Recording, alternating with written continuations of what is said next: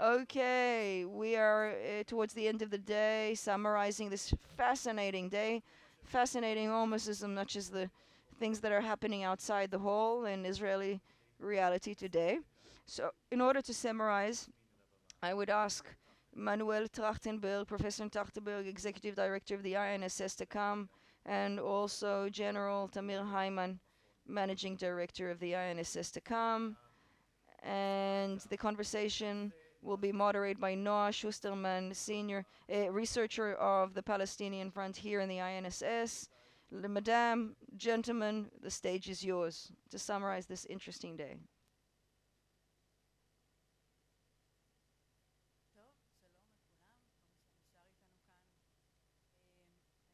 So we had a day and a half, actually, very long and busy. A lot of things that we talked about, external, internal issues. Yesterday, if you saw the opening from home, yes, the US ambassador and Mr. Mandelblit, and a lot of very significant issues that were raised and discussed. And it all correlates to what we talk about in the INSS every day. And also the opening evening and today are sort of one of the peak moments or events of our calendar. And we sit here to summarize this day and a half. So I want to ask both of you, what do you take away from these 2 days? What message, insight, something that you'd like to conclude with this, with the annual conference? What would you like to conclude with? Tamil, we'll start with you. First of all, well done to those survivors of the day. I knew that a couple would say that's my sister-in-law and my sister, but a lot of others did as well. So well done. Okay, it's very hard to summarize such a significant event in one statement. I think I would take a couple of insights from each one of the sessions, and I'm gonna sort of throw out, these bullet points. But I think you should track our publications because the INSS will continue to publish greater detailed information about all of these issues. And I'm going to quote a great person who's a specialist in everything that has to do with economy, resilience, and I'm sure he'll talk, and I'm sure Professor Drachtenberg will talk about that. But from the international perspective, I took two things: that the war in Ukraine will continue, will escalate, will get worse, and it doesn't seem that it's going to be finalized through diplomacy and peace as everybody wants. The interests for that kind of conclusion don't exist by most of the players that are relevant to that issue. And so there's a regional European arena that is changing and changing over time. So we have to think about that and address it through the prism of Israeli national security. The second thing that was talked about and said very clearly is our necessity to revisit and redefine our national needs, also in terms of commerce, in terms of technology and manufacture. We talked about deep technology here, in competition, which is only increasing between ourselves and others. And I'll take the Chinese wise man's quote, that we are wise, then we have to conduct ourselves wisely. And I think that that was absolutely the right way to phrase it, and something that's very complex to do, but at the moment is not a real policy. As for Iran, the drone session they talked about drones was very worrisome in how candid they were, because what we discover is that nobody's going to act.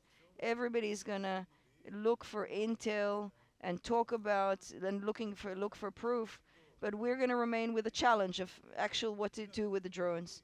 And without delving into specifics, the challenge that was presented here is just a tip of the iceberg of the capabilities of Iran in terms of offensive measures, and that's not theoretical, that's real life. So we have to acknowledge that and do two things.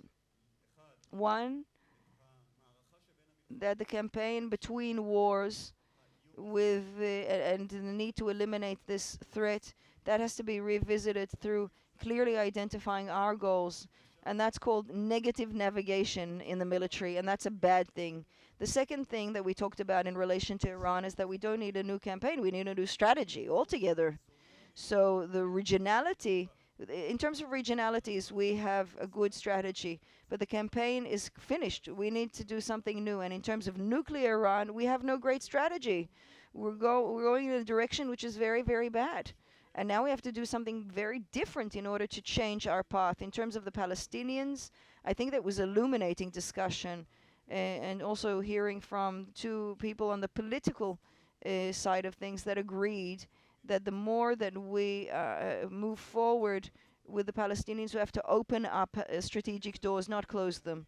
Whether it's going into state minus or autonomy plus or any kind of modality, we cannot allow a situation in which we narrow our range of operations, our maneuverability. So what we need to do now and quickly is decide on Zone C territories. What do we want to do with Zone C? Because A and B, it's pretty clear.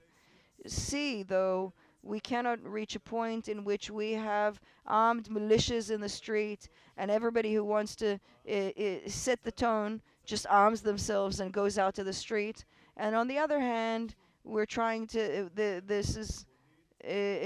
settling the area. We need a vision, we need a plan by the government. What does the government intend to do with Zone C? And a third thing that I learned, and this is from the clip, that people don't know what the PA is. They don't know what the Palestinian Authority is, because they say that they're going to another campaign.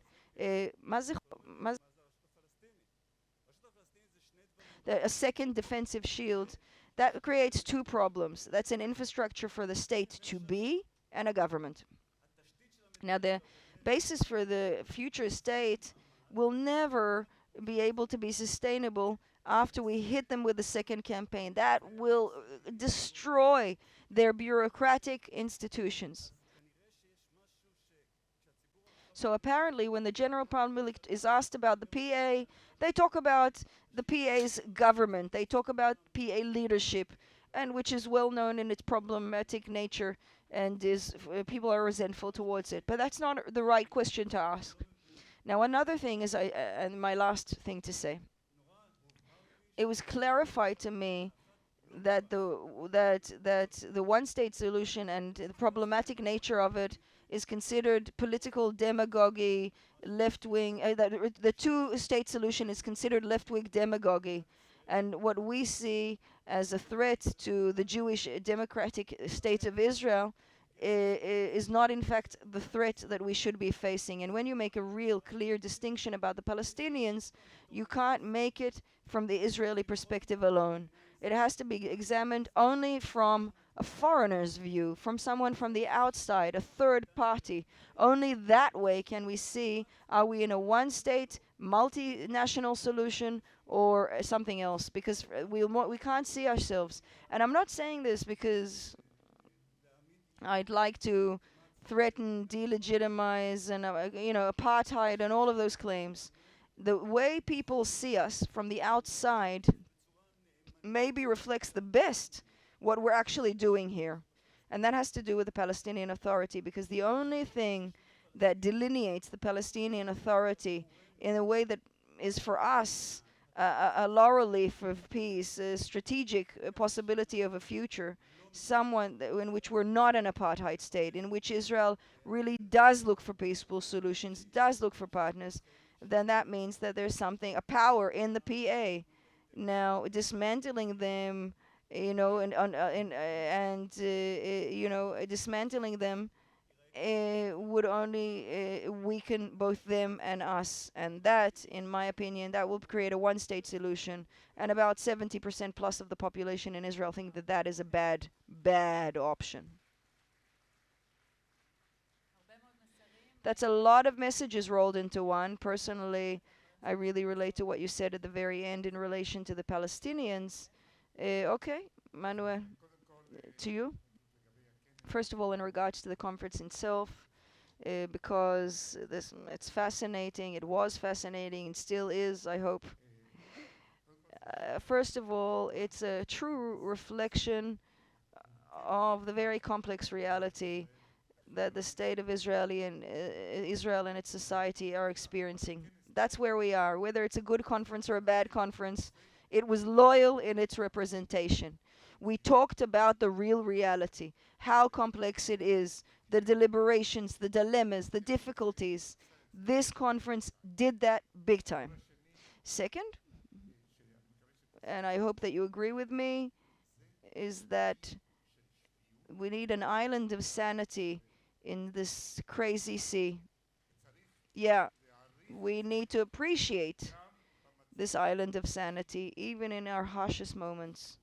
But that is due down to common sense and stopping to think and really considering and really understanding and really drawing insights, just as Tamir mentioned right now and detailed so articulately right now. He broke it down for you point by point. And third point, I'm allowed at this stage of the day to talk about relevancy.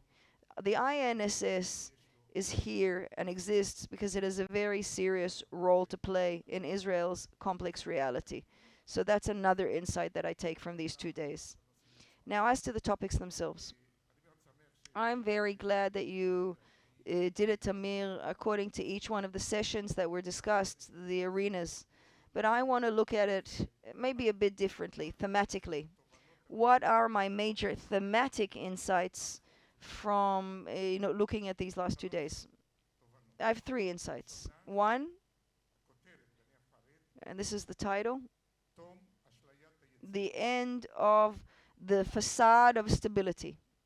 2, strength of the internal front, domestic. 3, the risk of bringing together threats and risks. So, the first thing, look, I'll specify now. As for the first point, and it's so difficult to do this, but if we could get away from our immediate, circumstances and look 10 years back, even more than that, apart from Gaza, the state of Israel has undergone a relatively long, let's say, period of, being okay, relatively stable. There were risks out there in the background. We deal with them. Iran. Yeah, okay, we deal with Iran. There's an agreement. There isn't an agreement. The country does what it needs to do. Judea and Samaria. Yeah, there are threats. Judea and Samaria, but we dealt with it. There were many sort of waves of terrorism, but not something that looked like it was going to pick up speed. And under this, we could flourish. Israeli economy flourished. We could be particularly concerned with housing prices. Wow, I mean, really, I miss the days when our biggest problem were housing prices. That was our big priority, housing prices. It's a facade, it's fake. Always the big problems seemed in the future, far away, but the future has that annoying and really persistent trait that it becomes the present at some point. Yeah, the future arrives. It's like age. You don't feel old until you realize you're old. When I'll be X, I'll feel so and so. Now you're X and plus a couple more years and you feel it. So future becomes present.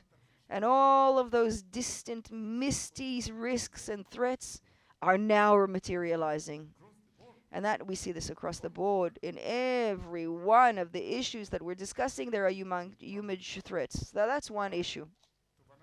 The second insight is the strength of our internal or domestic affairs. At the moment, it's the, so to speak, reform, or I don't know what to call it. But I want to remind you all that began with the last campaign. Suddenly, the internal front, the internal arena, turned into a battlefront. And, we thought it was the Arabs of Israel, not the Arabs of Israel. Gaza, the Temple Mount in Jerusalem, violence. We thought that it was their problem, the Arabs' problem, or their other problem. Some other has a problem. But then in some insane dynamic, it turns into what we have today. And the manifestation of it very clearly was not only discussed here, but was felt palpably outside in the protesters. And three, and this is something that I've said, but I'd like to reiterate this because it's become even more powerful a statement for me. The state of Israel is excellent in dealing with things when it's focused. You know, we know how to do things great when we focus.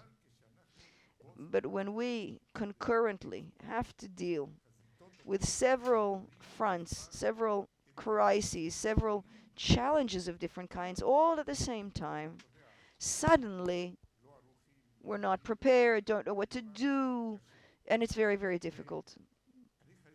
Now, I have to say that I have this feeling, a very uncomfortable feeling of lack of control, losing control. And when you're losing control, or it seems that you are, or maybe that's actually happening, maybe we're losing control at the highest levels, this impacts everything. It trickles down to the very core, this loss of control. What's happening today and the protesters, and is a lack of control, the lack of consistency of who's responsible for what in the government, in terms of the security forces. Who is it? That's lack of control. That's losing control. Things spinning out of our hands. So these three insights that I've mentioned basically coalesce into one image that says we cannot continue in this way. We simply cannot. And this message, I believe, must come out of here in full force.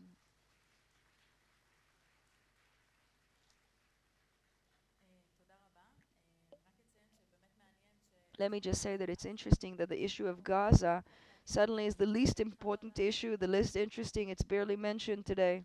Yes, or recently at all. So that brings me back to the following question to you, Tamil.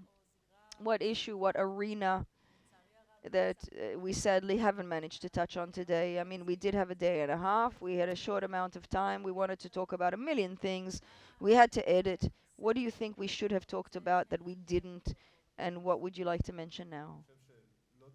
I think we didn't discuss the regional arena, the normalization agreements, and their potential in the context of everything that was mentioned.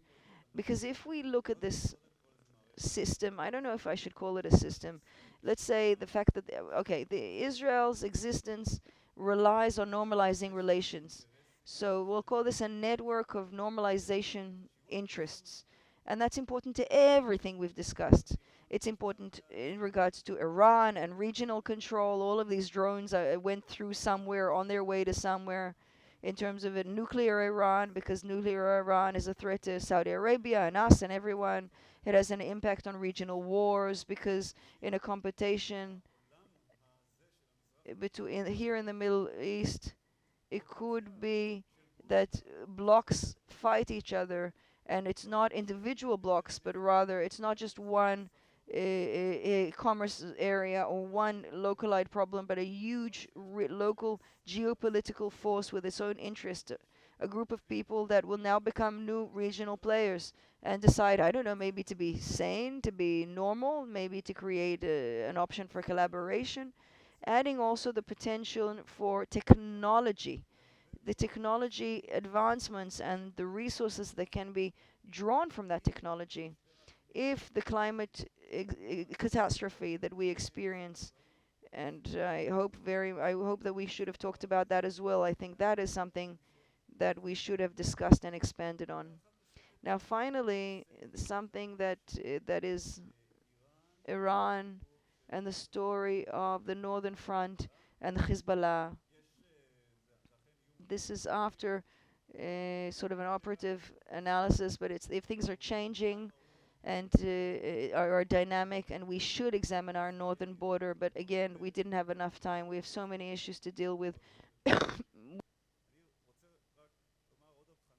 I just want to make one more distinction, maybe, that has to do with your sort of meta distinction, something more minute and local. We talk about this, that Israel struggles, I mean, every state struggles to deal with evolving risks over time.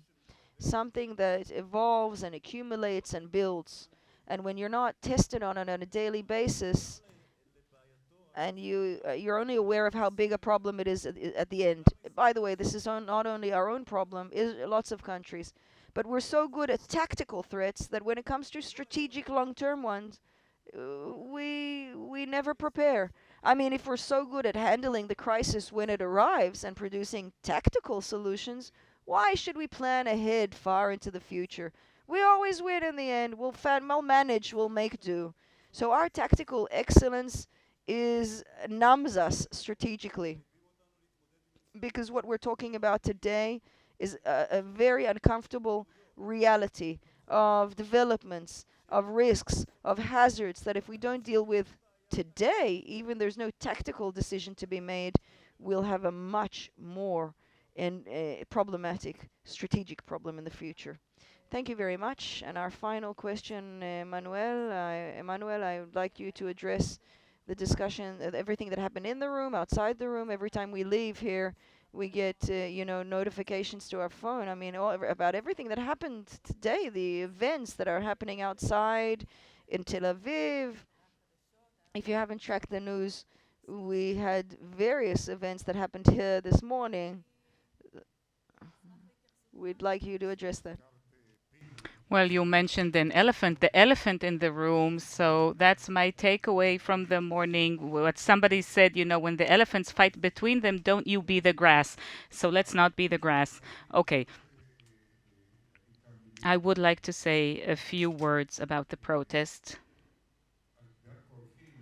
I have experience, quite a lot of experience with protests and the dynamic of protests. And by and large, there are three options for the development of a protest over time. A protest that gains momentum as time passes, like this protest that already has a certain engine of its own internal energy that shows the number and the power. So that's this kind of protest. It doesn't happen in every protest. What could happen down the road? Three options. One, that there would be an appropriate response to the protest. So we can stop. We can say, okay, something's happening here, something positive. Let's stop. Let's say under the current situation, if they're going to stop all the legislation process and initiate actual dialogue, genuine dialogue. Okay, so that's one option. Another option, if things, shift into violence. Why? Because the frustration, not just the sentiment that motivates the protest, but the frustration in view of the fact that the process that you're protesting against is continuing regardless of the power of the protest. So you need to escalate. So that's dynamics of escalation, and then it escalates into violence. And of course, I don't need to elaborate on the harsh implications of that slippery slope. And the third option, a very unpleasant one, is that something major external happens, something that stops it, let's say, God forbid, a major security situation. So these are the three options. And I'm saying this not just for the purpose of an academic analysis, but so that we understand that there's merely one option here which is good, reasonable, and necessary for Israel in view of everything we heard throughout the day regarding the security threats. So this is what needs to happen. But with your permission, let me just add one more thing. Look, this day or this day and a half was amazing with respect to the ability to diagnose a complex reality and express it. But one of the things that come up, and this relates to something that you said, Tamir, is the importance of concepts and terms. And the terms that we use, or the set of terms we use, is expired, and that affects our ability to think strategically and to think about policy. And some examples which you brought up of a one state and slipping into a one state situation, but you also didn't mention two state solution. This concept is also, its validity has expired. It doesn't mean anything. And note legal reform as a concept, and also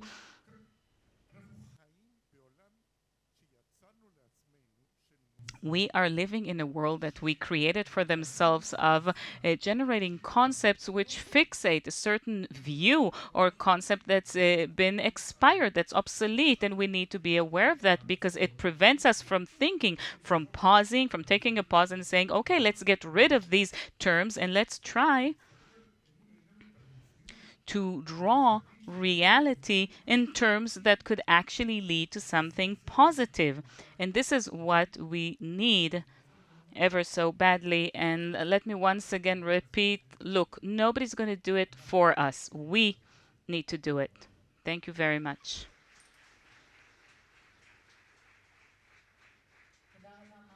Thank you, Mano. Thank you, Tamir. Now I'd like to invite Tamir to make some concluding comments and thank yous from the podium.